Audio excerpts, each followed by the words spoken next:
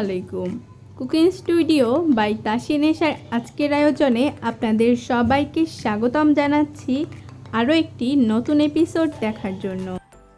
আজকের রেসিপিতে থাকছে শীতের খুবই পরিচিত একটি পিঠা, আর সেটা হচ্ছে চিতই পিঠা।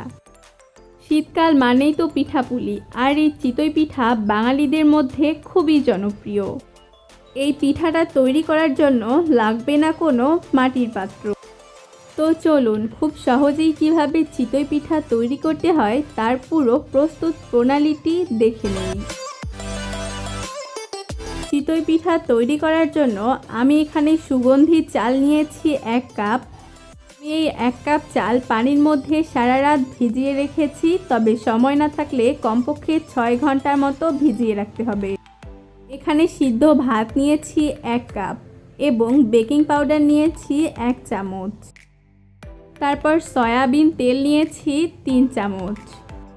তেলের পরিমাণটা একটু বাড়িয়েও দেওয়া যাবে। এরপর এখানে লবণ নিয়েছি 1 চামচ, আর আপনারা আপনাদের স্বাদ অনুযায়ী লবণটা ব্যবহার করবেন। আর 1 কাপ পানি নিয়েছি।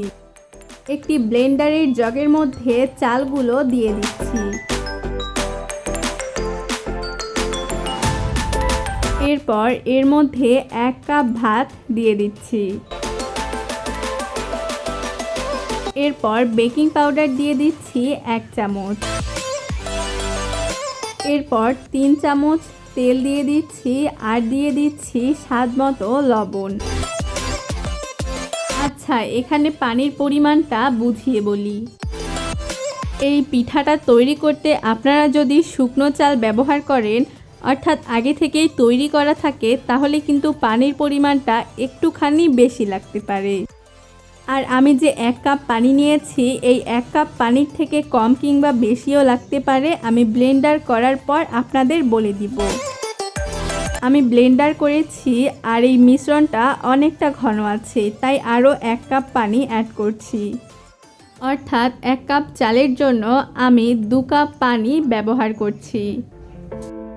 এখানে পানির পরিমাণটা বোঝার আরও একটি উপায় হচ্ছে, দেখুন আমার ব্লেন্ডার করার পর মিশ্রণটা কিভাবে উপরে তুললেই পড়ে যাচ্ছে। আমি আপনাদের একটি আঙুল কোট করে দেখাচ্ছি। দেখুন আঙুলটা কিন্তু খুব সুন্দরভাবে কোট হয়েছে, আর ফোঁটা ফোঁটা করে মিশ্রণটা পড়ে যাচ্ছে। তাহলেই বুঝতে হবে এই পিঠার মিশ্রণটা পারফেক্টভাবে তৈরি হয়ে গেছে। পিঠাটা যাতে খুব মসৃণ হয়, তাই আমি একটি ছাঁকনির সাহায্যে ছেঁকে নিচ্ছি। এই স্টেপটা অবশ্যই ফলো করবেন, তাহলে কিন্তু পিঠাটা একদম সফট হবে।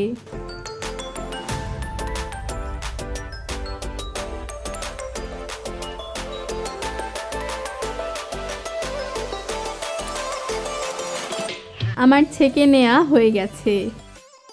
এরপর একটি হাতা দিয়ে খুব ভালো করে ফেটিয়ে নিতে হবে।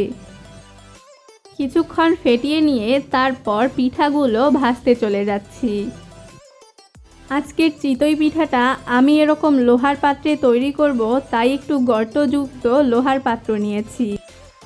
এরপর তেল পানির মিশ্রণ একসাথে করে একটি শুকনো কাপড় দিয়ে তাওয়াটা মুছে দিচ্ছি।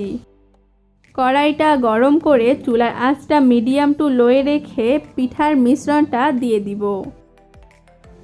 তারপর একটি ঢাকনা দিয়ে ঢেকে দিব। প্রতিটি পিঠা ভাজতেই আমার প্রায় 4 থেকে 5 মিনিটের মতো সময় লেগেছে। দেখুন 5 মিনিট পর আমি ঢাকনাটা তুলে নিচ্ছি, আর পিঠাটা কতটা সুন্দরভাবে ফুলেছে।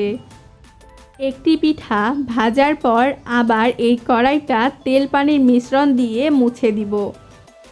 কারো যদি হাতা দিয়ে পিঠার মিশ্রণটা দিতে সমস্যা হয়, তাহলে এরকম কাপ দিয়ে তৈরি করে নেবেন।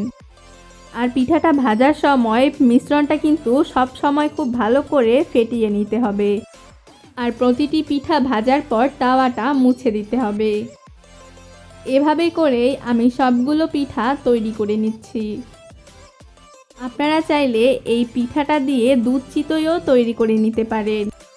দুধ চিতই কীভাবে তৈরি করতে হয় তার একটি রেসিপি আমি পরবর্তী কোনো এক ভিডিওতে আপলোড করব, আপনাদের সবার দেখার আমন্ত্রণ রইল।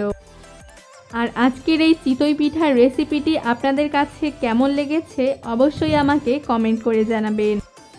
আমার আজকের রেসিপিটি স্টেপ বাই স্টেপ ফলো করলে আপনারাও খুব সহজেই পারফেক্ট চিতই পিঠা তৈরি করতে পারবেন। আমার চ্যানেলটি এখনও যারা সাবস্ক্রাইব করেননি তারা সাবস্ক্রাইব করে পাশে থাকা বেল বাটনটিতে ক্লিক করে আমাদের সাথেই থাকুন।